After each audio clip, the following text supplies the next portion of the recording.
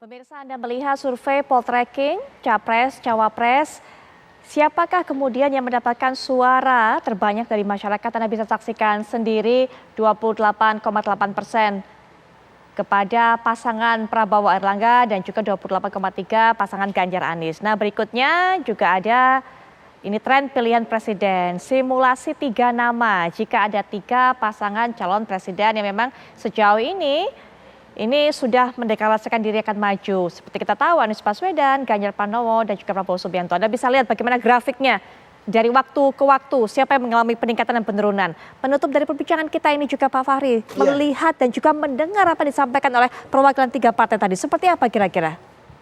Jadi saya ingin membuat beberapa proposisi ya dengan percakapan ini tadi. Proposisi pertama adalah meneguhkan apa yang pernah saya katakan di TV One, bahwa Mbak Mega itu adalah ketua umum dari ketua-ketua umum partai politik. Gitu. Jadi pernah saya katakan dulu. Nah, kalau kita lihat dari apa yang disampaikan oleh dari PDIP tadi, kawan saya Aryo Bimo tadi, itu terlihat sebenarnya Mbak Mega, pertemuan yang berlangsung di istana kemarin itu adalah extension dari kekuatan Mbak Mega.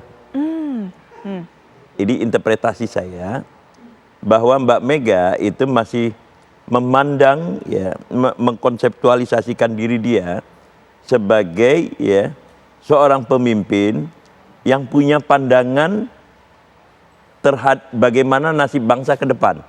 Gitu. Nah, lalu kemudian kepada siapa dia harus menyampaikan ini?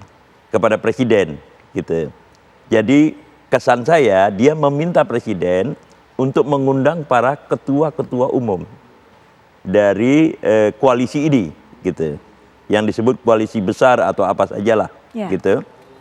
Lalu kemudian Mbak Mega itu menyatakan bahwa ini kita harus bersatu. Jadi ada pandangan tertentu dari Mbak Mega tentang masa depan Indonesia beyond 2024, ya selepas 2024. Betul. Tadi itu. Nah, tentang kepemimpinan yang dianggap ideal.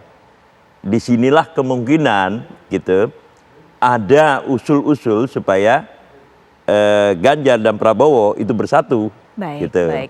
Baik. Nah, yang kedua, sedikit sekali saya akan menambahkan, maka yang ingin diciptakan itu adalah, saya menggunakan kata-kata dari Aryo Bimo tadi, tetapi yang saya rumuskan, yang pertama yang ingin mereka lakukan adalah konsensus para elit, lalu berdasarkan konsensus para elit inilah baru diberikan kepada rakyat.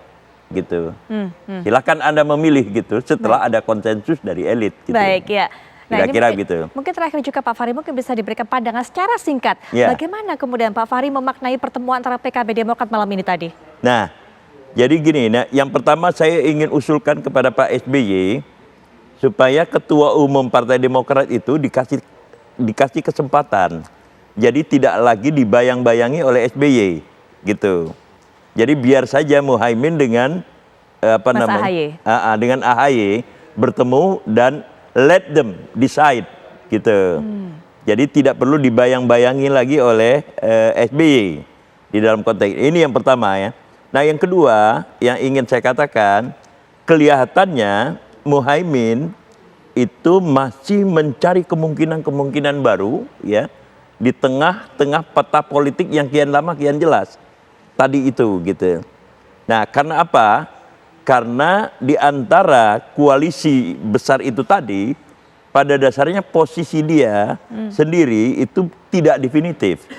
Dan selalu tidak definitif sebenarnya posisi Muhaimin Iskandar ini, kecuali menjadi ketua umum PKB dalam konteks yang begitu lama gitu. Baik, baik. Ya. Ada satu lagi juga yang saya ingin dengar pendapatnya Silakan. dari Pak Fahri. Ketika kemudian tadi kita menayangkan, mungkin bisa tayangkan lagi kepada pemirsa supaya bisa lebih clear. Tadi ada kami tayangkan hasil survei poll tracking. Nah ini dia, bagaimana melihat ini? Ini adalah simulasi 3 pasangan calon. Kita lihat Prabowo, Erlangga Hartarto, kemudian Ganjar Sandiaga Uno, dan juga kita lihat Anies Baswedan Khairul Tanjung. Dengan angka-angka seperti itu, Pak Fahri bagaimana melihatnya?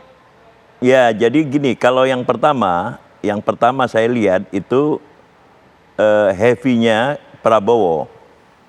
Maksud saya Prabowo yang ngangkat gitu, heavy-nya ya.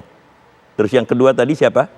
Yang kedua tadi adalah Ganjar, kemudian juga Sandiaga Uno pasangannya. Iya, Ganjar tadi berapa tadi? 28,3, 28,8 untuk pasangan Prabowo, 8,3%. Jadi untuk, Ganjar, nah ini dia.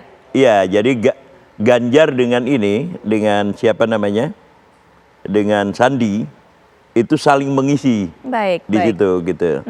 Nah yang ketiga tadi Anies ya. Anies Baswedan dengan dipasangkan Khairul Tanjung pada simulasi ini. Ini agak menarik nih, tiba-tiba saja muncul Khairul Tanjung, itu oke lah. Teman juga gitu. Baik, karena memang semuanya masih serba cair begitu. Betul, Pak Fahri, siapapun bisa dijadikan calon untuk bisa mendampingi para calon presiden ini. Pak Fahri, terima kasih sudah hadir, sudah memberikan pandangannya di Apa Kabar Indonesia Malam. Dan pemirsa, Ustaz sudah tegas sekali menemani Anda. Kita akan kembali besok ya, 18.30 waktu Indonesia Barat. Saya Putri Viala pamit, selamat malam, sampai jumpa.